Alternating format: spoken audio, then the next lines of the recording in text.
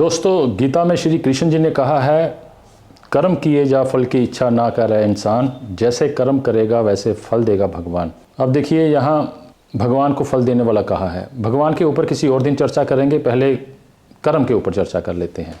अब देखिए, किसी को जो शरीर में अंग मिलता है, क्या कह रहा हूँ मैं, कि किसी को शरीर में जो भी अंग मिले, वह उसके पास के कर्मों का फल होता है।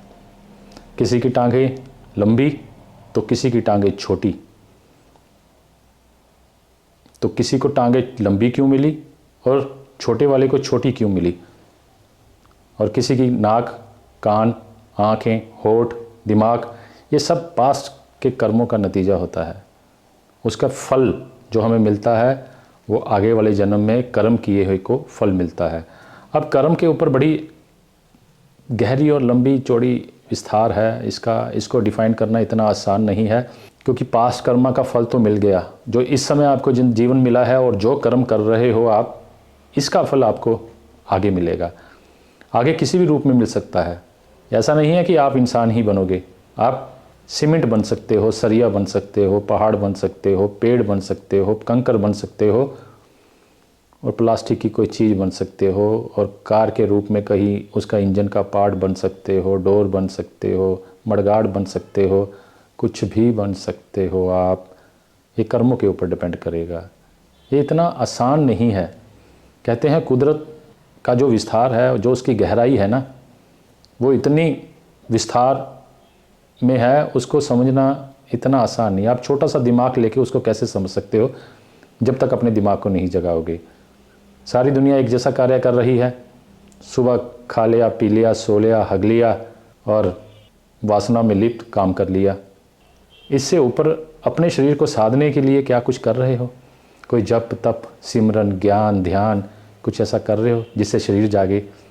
क्योंकि अंदर तो ईर्ष्या, ईगो, अपने आप को सर्वोच्च समझना, ईगो में रहना, शरारती, चुगली करना, निंदा करनी, किसी की पीठ पीछे बुराई करनी, क्योंकि कुदरत अलाउ नहीं करती। अगर आप किसी की चुगली भी करते हो ना, कुदरत कहती है ये तेरा अधिकार नहीं है, तो अपना काम कर। मैंने तेरे को जन्मा है तो आगे बढ़ने की सोच। निंदा करना तेरा काम नहीं है, ये मेरे अधिकार में है। मैंने उसको कैसे सज़ा देनी है, कैसा बन रहा है वो, उसको कर्मों का फल साथ के साथ तैयार होता चला जाता है। तो इसलिए कुछ चीज़ें ऐसी हैं जो अधिकार में नहीं होती। क्यों? क्योंकि एक चीज़ को समझिएगा, बच्चे को शरारतें सिखानी नहीं पड़ती, बच्चे को झूठ बोलना सिखाना नहीं पड़ता। बच्चे को सिखाना क्या पड़ता है? सच बोलना, रिस्पेक्ट करनी, मैनर्स, एटिकेट्स। किसी को आते ही सत श्री अकाल कहना, नमस्कार कहना, आदाब कहना, ये सिखाना पड़ता है। जो इनबिल्ट है वो तो कुदरत ने दे रखा है। शरारती, झूठ, किसी के साथ दगा करना, ये तो इनबिल्ट है। अपने आप को बेचैनी में भागा फिर रहा है, बेचैन रहता है, एंग्जाइटी में रहता है, ईर्ष्या में रहता है, ईगो में रहता है। तो सीखने के लिए क्या कोई अपनी लाइफ में जप तप, सिमरन, ज्ञान, ध्यान कुछ ऐसा कर रहा है? मैं ऐसा नहीं कह रहा कि आप हिमालय पे चले जाओ, वहाँ पे धुनी लगा के आप तप करने लग जाओ। जीवन में रहते हुए भी तप है, त्याग है। कोई त्याग किया आपने, कोई तप किया? रहते हुए भी कर सकता है ना इंसान। अगर चाहे तो कर सकता है, अगर नहीं समझे तो नहीं करेगा, अपनी रूटीन लाइफ में चलता चला जाएगा। फिर तो वो तो सारी दुनिया ही कर रही है। आप जितना संयम, तप, जप, सिमरन, ज्ञान, ध्यान करते चले जाओगे तो आप में बदलाव आएगा, एक ठहराव आएगा, एक सोचने की क्षमता में इजाफा होगा। अगर आप शांत हो गए, अंदर से शांत, वो शांत नहीं, कुछ और मत समझना आप। अगर अंदर से शांत हो गए, फिर हर चीज़ों का हल आपके सामने है। क्योंकि बैलेंस में आना ही सबसे कठिन कार्य है। नहीं तो जल्दबाजी में तो हर एक कोई है, बैलेंस में नहीं है ना। जो बैलेंस में आ गया उसके पास हल है, और जिसके पास संतुलन में नहीं है, फिर वो जल्दबाजी में है, फिर वो सेट से भी ऊपर चला गया, मीन अपसेट। तो सोचिए इस बात के ऊपर जो मैं कह रहा हूँ, गहरी बातें समझने की कोशिश करना। समझना ही तो है। अगर अपनी लय में चले हो फिर तो सबको मिल रहा है, सुबह खा लिया, पी लिया, सो लिया, हग लिया, तो चल ही रहा है सबका। नया क्या कर रहे हो?